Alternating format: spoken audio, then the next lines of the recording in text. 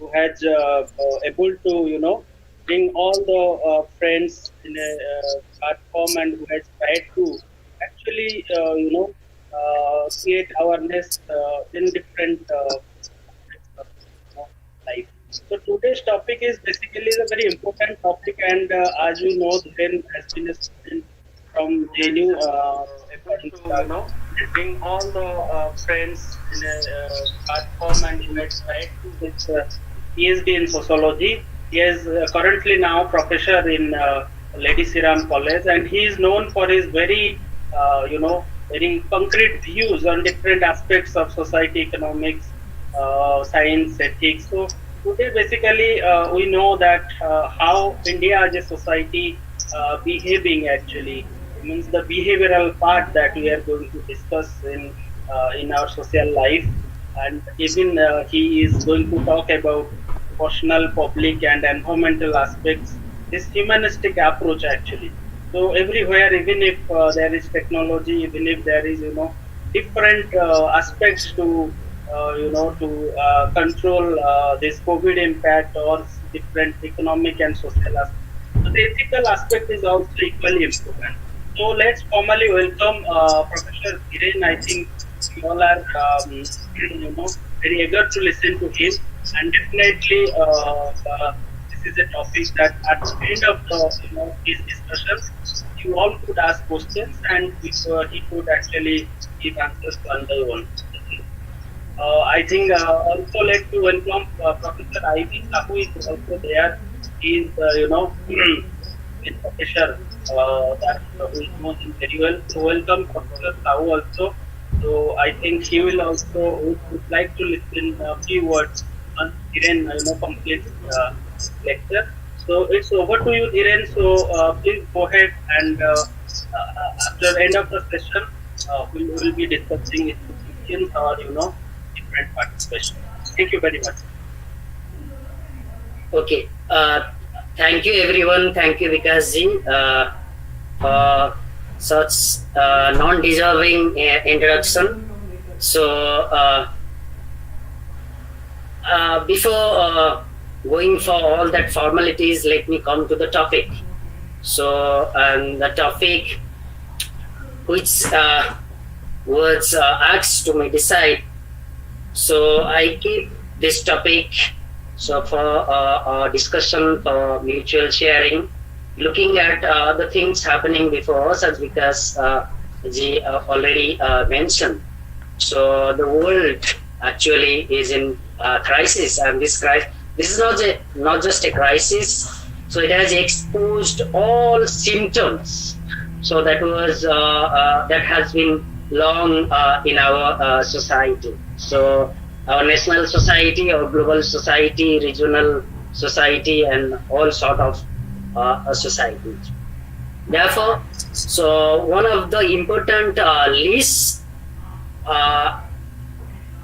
not appreciated topic, so ethics, and very often because of its uncomfortableness, because it asks a lot of from all of us.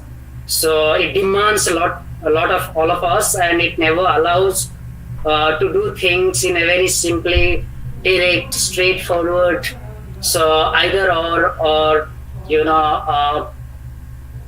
right. So left, right, or black and white manner. That's why.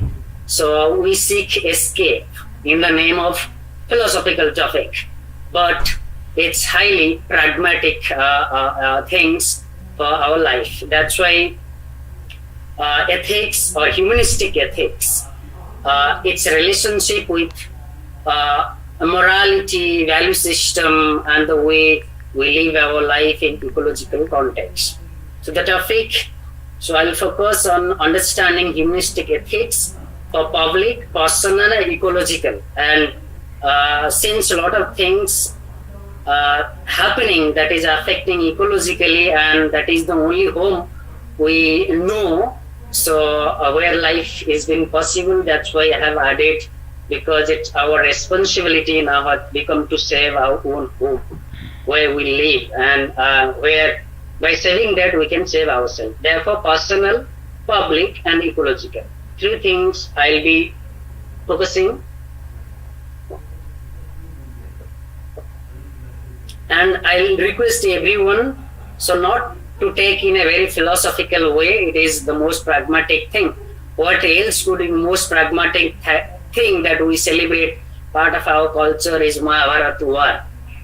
The biggest ever celebrated global philosophy we're proud of came from the very pragmatic thing called war.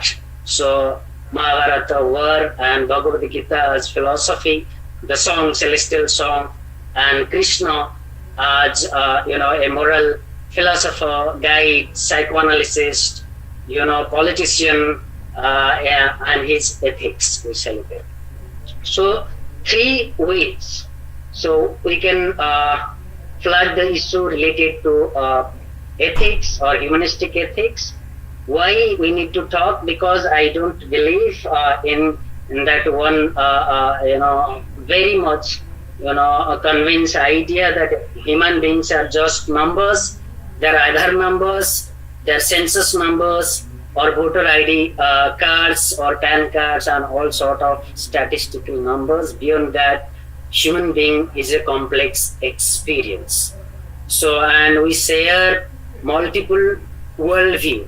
So, social worldview, cultural worldview, so ecological worldview. That's why human beings are such a complex, species in the world, and continue to evolve where other human beings continue to perish.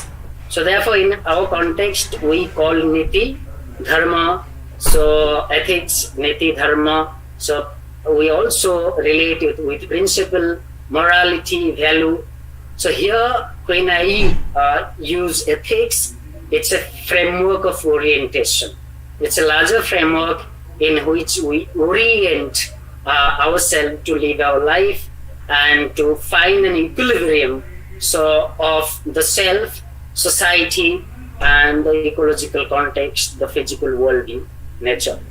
So the broader, ethics that we shared is science, politics, religion. So science, when it is, we call science nature, religion, God, spirit, charisma, politics, secular or liberal and otherwise we believe, and of course individualistic or narcissistic or anthropocene, so ethics, worldview. So 3 things I will flag first. So humanistic ethics will discuss vis-a-vis the cosmocentric ethics. So what is the relationship of ethics with morality, that is individual, or the values or things we value in life, or what we call mulyabodh. So what we realize the higher needs for our sustenance, existence. So humanistic or anthropocentric ethics. So Homo sapien ethics, where we treat man for himself. So everything centered around man. We seldom consider other life forms, other worlds out there beyond our planet and many other things. So for science, other things that is fine, but seldom we consider, so other bioethics, life forms. Third thing, ethics in our everyday life. When we take decisions, it's all about also choices. How immediately we take choices. So, and it has its relationship to our life. So from home, schooling, peer group, to community, to our own comfort zones, to our nation state, our geopolitics, or international relationship. So every day how we look at. From our civic textbook, so and the civic rationality, to religious scriptures, to constitutional ethics, all comes with that. And again we have tried to rationalize in different ways necessity of it. We have institutionalized it. So institutionalized in the form of school socialization, family socialization, university, college socialization, in our workshop, ethic workshops, so and trainings, So all these things, what we essentially talk, our mission statements, so our vision statement is all about a broader framework. So ethics, how the individual will negotiate his her life within different context. So within the context of self, within the context of community, within the context of society, within the context of nationalistic aspiration, within the context of the global life, global vision.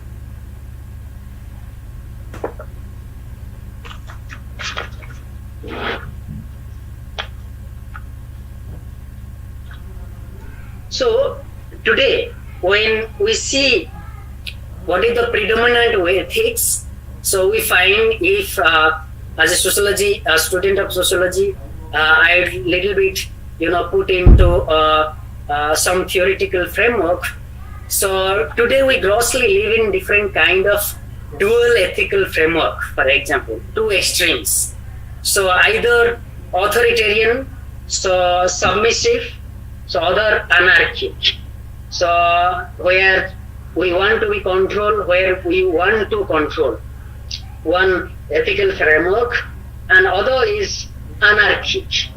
So, or you can otherwise translate into too much of altruism.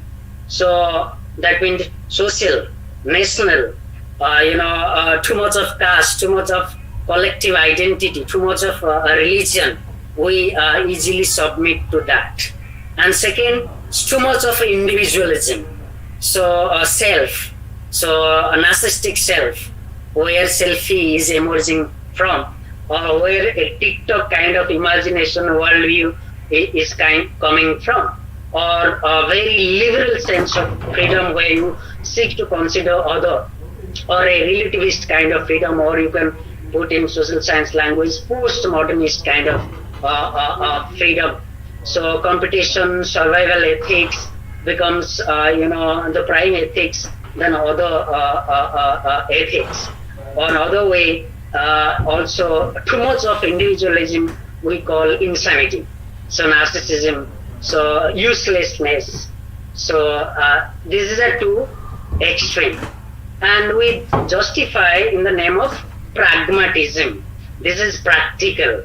So, and it has its own science, justification, rational, and many things. And we are growing up with all sort of nonsense justification, even if it is life denying, life killing, life suffocating. So, and we know at the end of the day it is futile, not going to solve any purposes. So, before going to what is the need, so we feel why we believe our schools, so they need to transact these values to our children, or why we believe our cultural worldview so need to be communicated to the youth, so through cultural medium, media, so on other things. And we also believe, for example, all of us who have attempted to UPSC exam or public service exam, we study what we call public ethics. So civic ethics, service ethics, whatnot. So constitutional ethics, all these things we are socialized into. Let me just conceptualize briefly.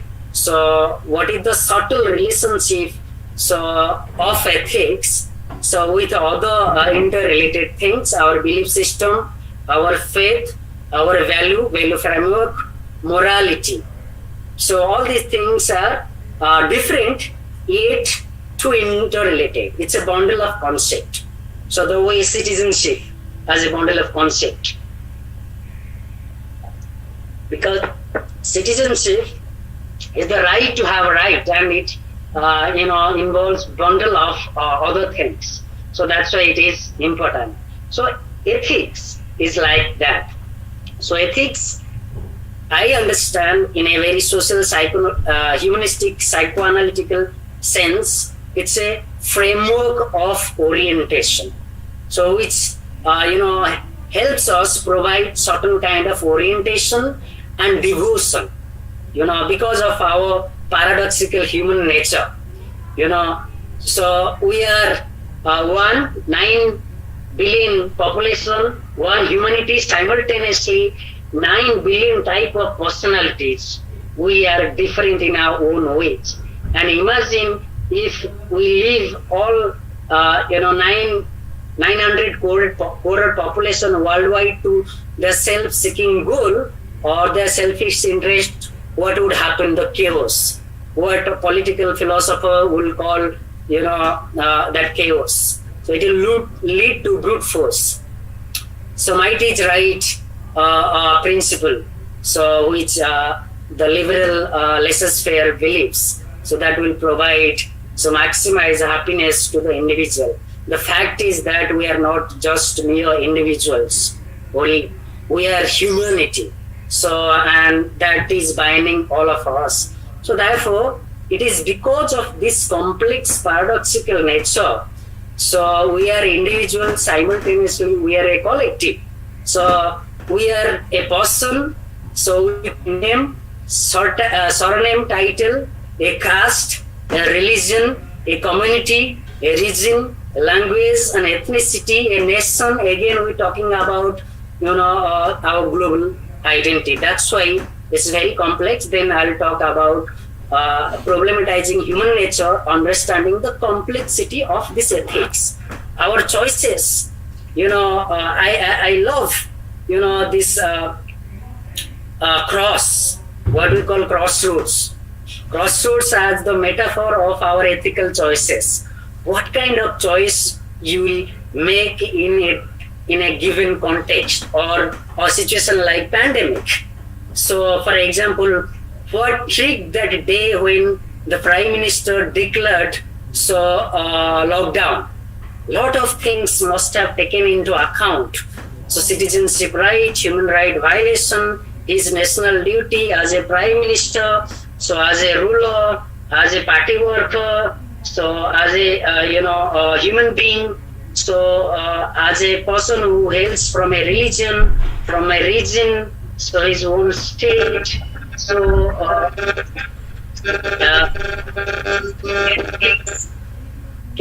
yes. So a lot of things comes into with that. So ethics, I take the meaning. It has many other complex meaning. I understand.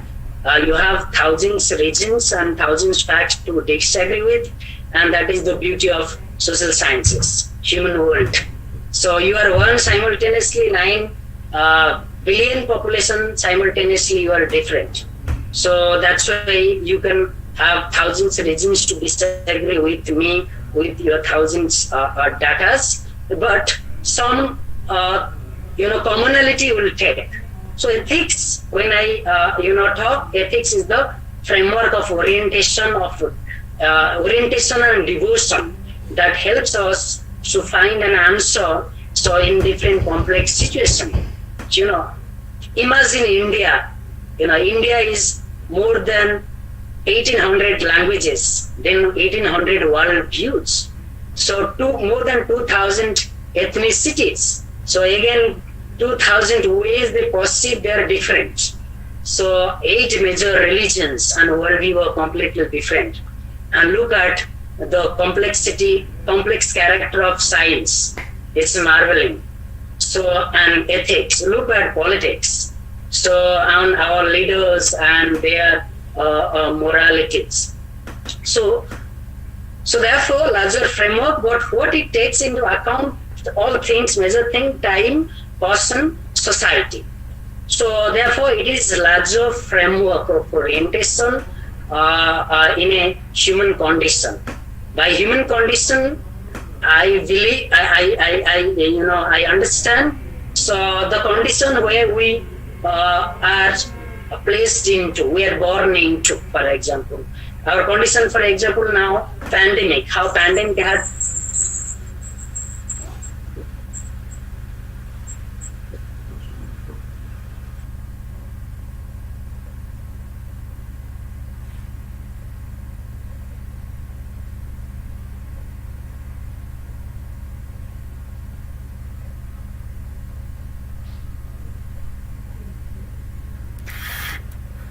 Bhai, Sorry, there was there was a call. please switch on your camera. Yes.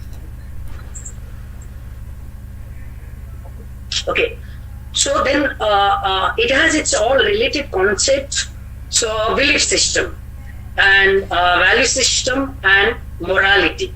So all these belief system, values and morality. So all of these work within the framework of larger, orientation called ethics.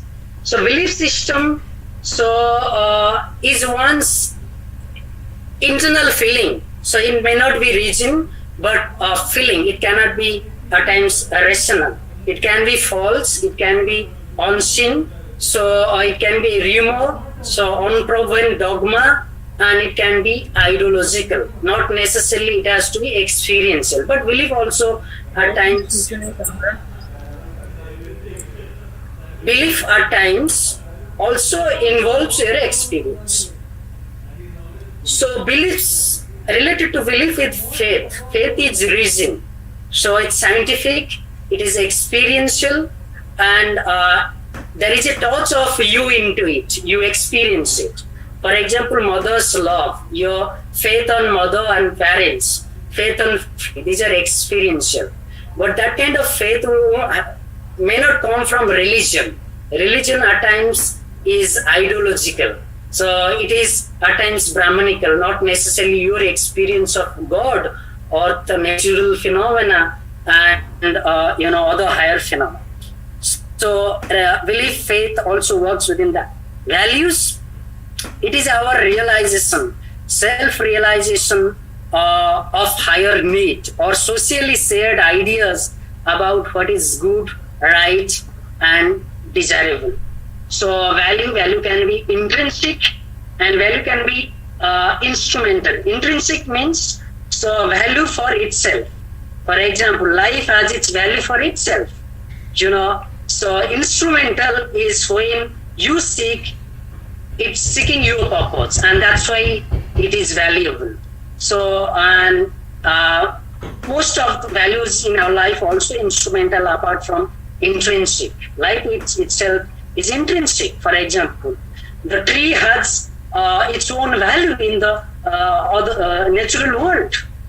Tree is not important because it's providing us oxygen or other life forms. Or for example, life of chicken or life of a goat. So or life of any other thing serving our purpose. They have their intrinsic presence. So that's why they are important. And we must consider all these things or what we value or what we call mulyabodh. So we realize the higher importance not only in our life but also for other forms. Or ecology, for example. Ecology is not important just because it's serving human purpose. It's providing coal, oil, oxygen, water, season, crops, so other things. They have their own presence or other things. Then coming to morality.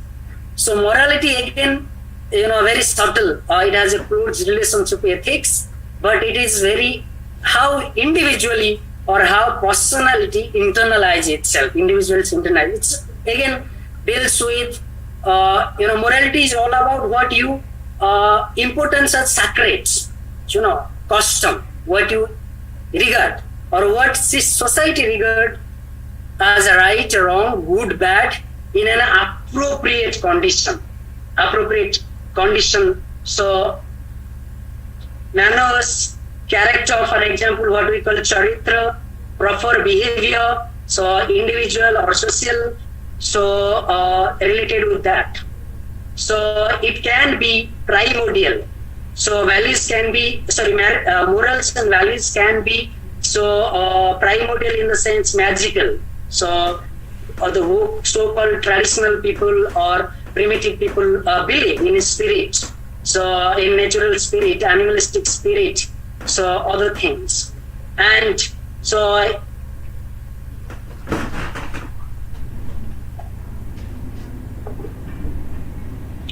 So morals also can be secular, so religious, so related to one view of God.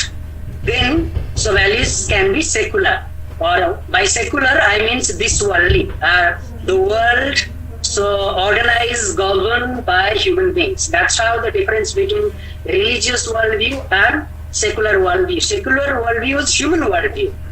We should subject to so human beings' understanding of themselves, their laws, what they think about good and bad, not related to what God thinks, goddesses thinks, so priests thinks, Brahmins thinks, so or prophets thinks about all these things. So that is the difference between all these core concept. So now, having said this complex things how we operate, let me come to our human condition. History is unfolding before us.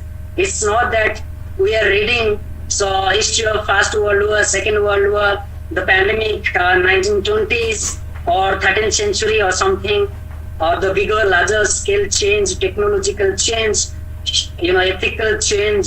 So all sort of crises we read in fiction, we read in history textbook, we read in science, we read in technology. All of us are unfolding together before us. That's why let me put in which condition we are in. So we are individual, no doubt. We have our personal worries. All of us are sitting in our home. So we face this problem of meaninglessness, irrelevance. So there is no work that fulfills you. Even if there is a work, there is other modalities of work. Migrants are dying. So nations are fighting, India, China, America. So fighting for new global order, for supremacy, for supremacy in science, technology, managerialism. So and stake in global economy, and we are facing this disaster capitalism, this pandemic, and a lot of other associated thing how we are perpetually exploited in the name of new condition. So it's a post-globalizing world. We are not talking about globalization. We are talking about our national interest. All of them are talking about self-reliance. So new national state is emerging. 1991 world is over. So we worshipped Manmohan Singh for that, and we dance with that because they gave an answer. Today we are seeking a different kind of answer. So we want local supply. We want our people to engage in our agricultural productive activities. From mass production, we are heading towards production by masses. So the economic model, scientific model, political model we hated most, now we are loving in different ways. So we talked about sociality, solidarity, social life. Now we are talking about distancing. What an irony, social distancing. From social solidarity to social distancing. From physical life, so friends meeting with each other, family meeting with each other, we have normalized online life, screen life in everything. So, and we are also hinting that this is the age of fourth industrial revolution. So economy driven by artificial intelligence, new work culture, digital worldview, mental illness, different kind of socialization. So from locally chain economy to blockchain technology, we're talking about from a shift from physical mining of power resource to data mining, data science, politics with related to a new managerialism, how we'll manage, a new kind of ethics. So it's a good time, bad time. It's a paradoxical time. And within this context, so we are talking about this ethics. What decisions should we take? How should we live in this new human condition?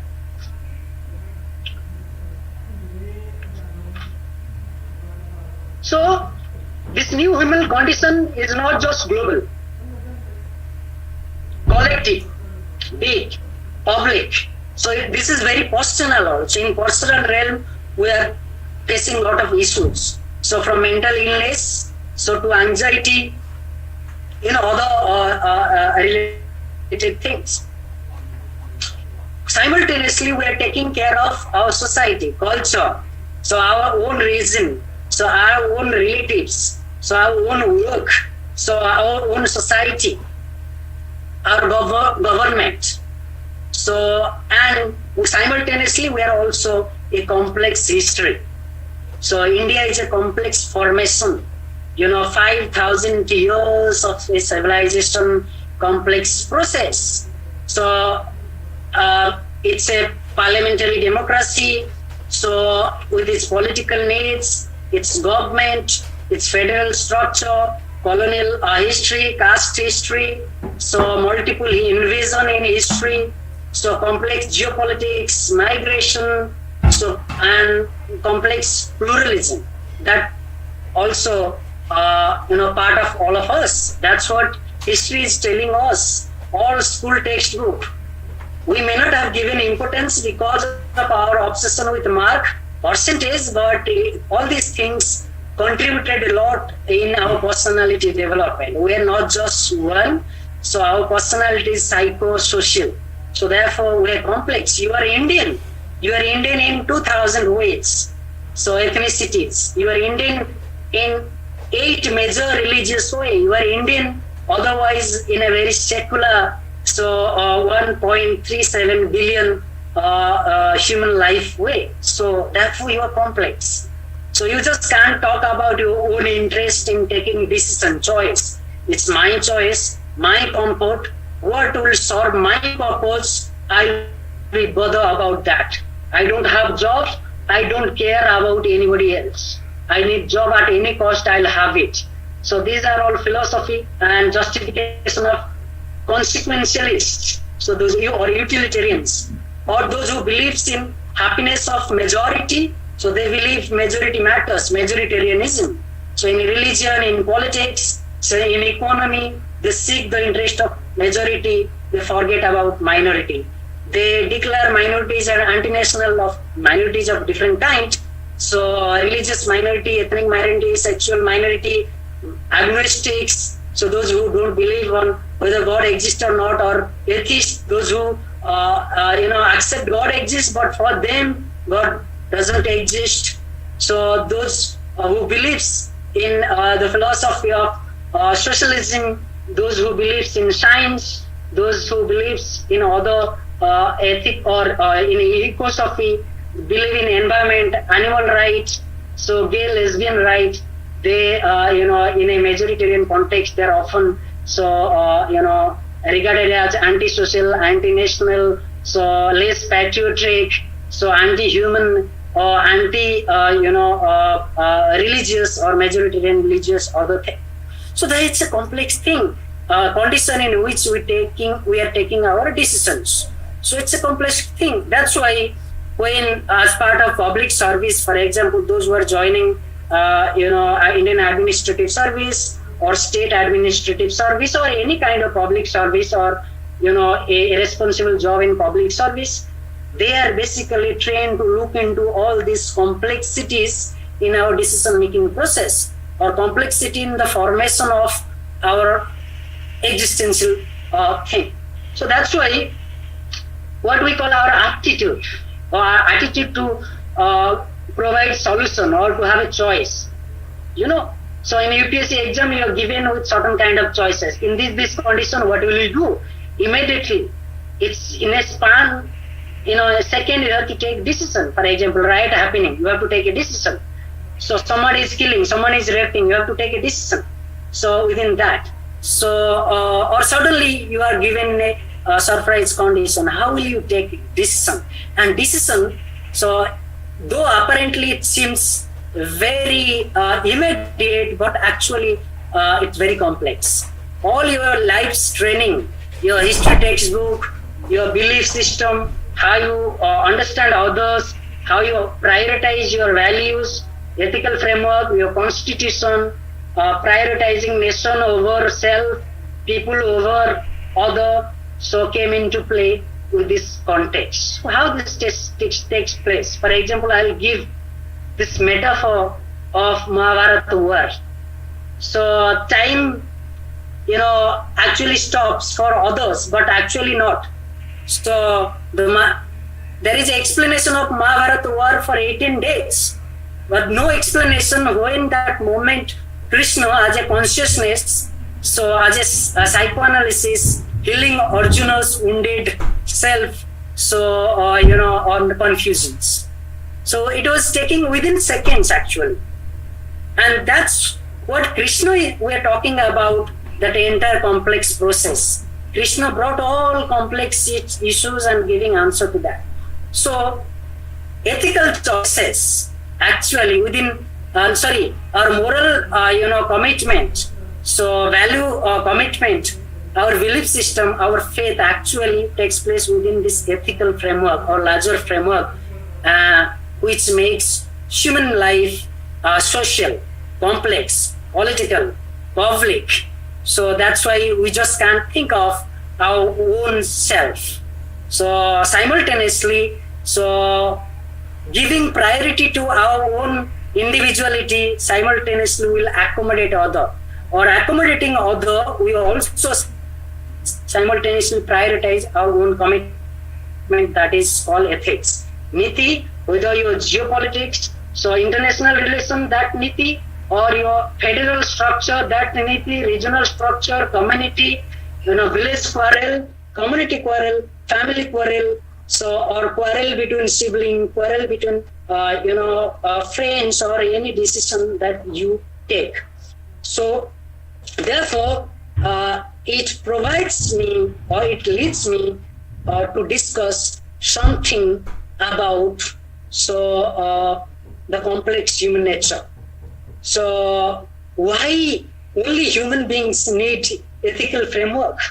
एक school है, college है, workshop है, institution है, parliament है, constitution है, फिर भी we are still perpetually feeding ourselves with all sort of morals, ethics, inspiration, motivational books, inspirational talk, inspirational personality we are following, whether Abdul Kalam, so to sports personality, to political personality, to Bollywood celebrities, to our extremely deserving friends who has done exceptional things. For example, in Proyas family, many our exceptional friends who are inspired to us. Why do we need inspiration, constant inspiration, acknowledgement?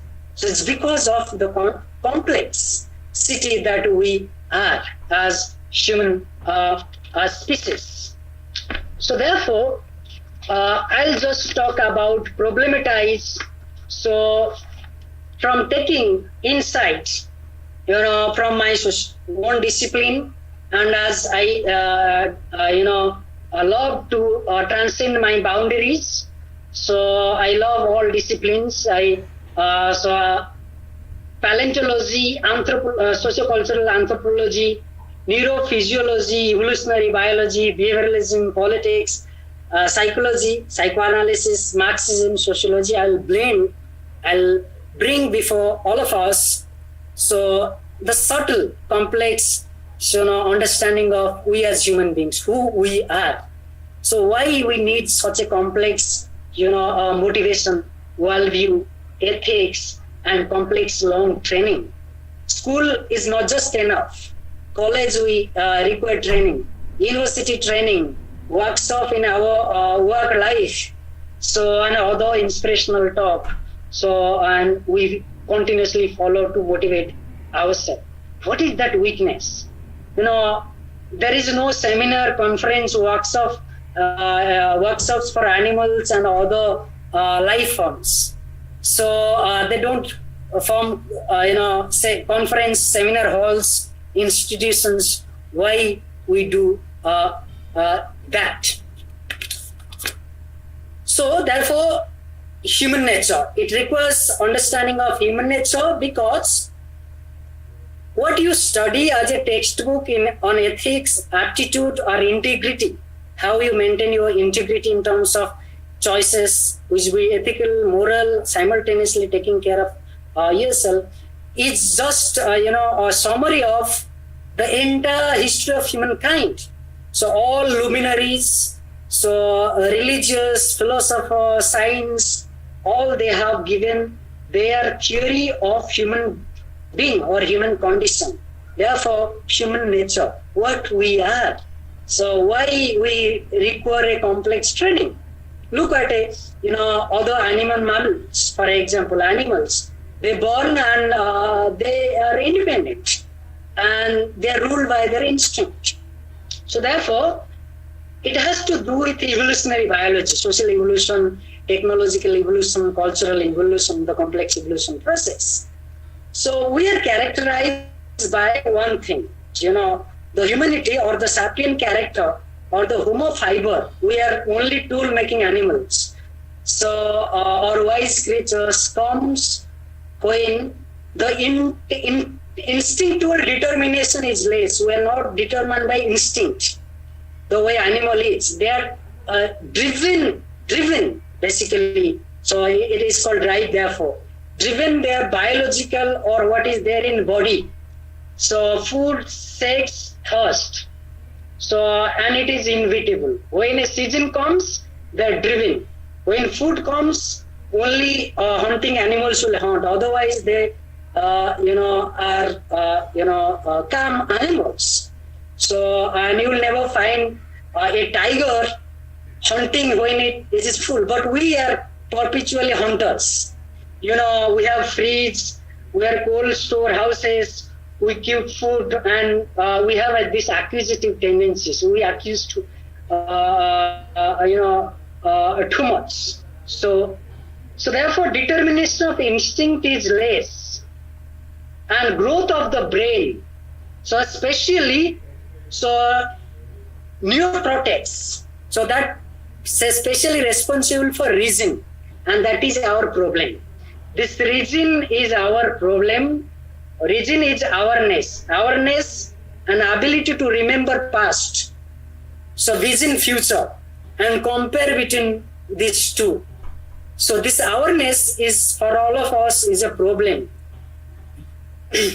And we can think in thousands ways of what we call manas. Sabse tej. So the first vehicle in this world is mind. So today I am in my home, tomorrow I am thinking I am in America. So, and I am living with all sort of comfort. So I am within power and other things. So human beings therefore can be defined as a primate. Therefore, we cannot ignore complete evolution. So therefore primate that emerges at the point of evolution where instinctual determination. For example, the honeybee, so Madhumakshi, is a beautiful and architect. Look at hive, what a beautiful architecture. But honeybee is never aware about what it builds. Look at human beings, even an host architect. So before building that architecture is aware of that you are building of these things. So therefore, what comes that honeybee is driven by its instinct that is given within it. So millions of honeybees will produce hives in the same way, so pollinate in the same way and live life for millions years in that same way. It is only human beings because of this, presence of reason, what we call, and that's why we pride of, so evolve. And they adapted and they survived for thousands years. We really don't know how many years we'll survive in this planet. Still we are surviving. If we'll go by Stephen Hawking's, the way we have destroyed ourselves, our own home, Earth, so maybe 100 years to go. If we'll take care with our ethical choices, larger framework that govern our life, probably we can live our future can live for 1,000 years. So all this comes with these choices. So therefore, biologically speaking, this presence of reason is a completely new phenomena. So, for example, when you acquire knowledge, knowledge of geography, or what we call our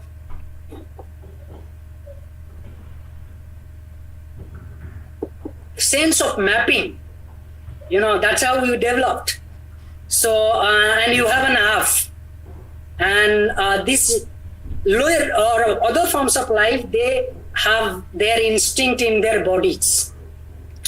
So therefore, this self-awareness, reason and imagination have disrupted the harmony that characterizes animal existence or the state of nature, what we call environment. We're not happy with the environment, what environment and nature provide us. Well, it is only human beings, the environment, nature is a problem. We want solution. We want science, we want technology, we want myth, we want books, knowledge, theory, and everything. So, and this reason made human into an anomaly and a freak into this universe, and that is the paradox, Virodhavas. So, and it is part to change them. So we also accept part, because without nature you cannot live. Simultaneously, you want also change them. So therefore, we are part, set apart with part. So we are part of nature. So, and we also shared a lot of things with other human creatures, environment, natural resources, and other things. Simultaneously, we have our individuality.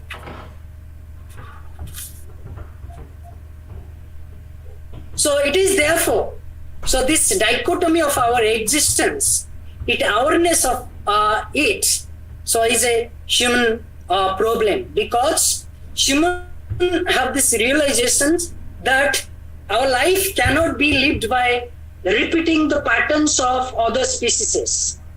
We cannot live the way, for example, the dogs have been living for 1,000 years, only barking. So that is dog's nature, and humans have modified. So therefore, you have millions of types of culture, millions of technologies, of science, of religion, of ethics, and of socialization, schooling.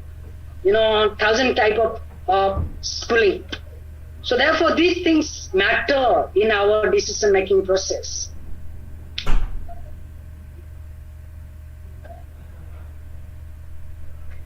So therefore, this existential condition, this perpetual paradox, here, there, part of nature, and also problem, so that confronts us, so resulted in a state of constant disequilibrium, and that led us searching for constant equilibrium. We developed technology out of that. So realization, we develop science, we develop what we call our knowledge system, history, literature, or what otherwise we call passion. Think. So without passion, without work, we cannot live, even for a moment. So passion for love, passion to sing, for music, for art, for science, for religion,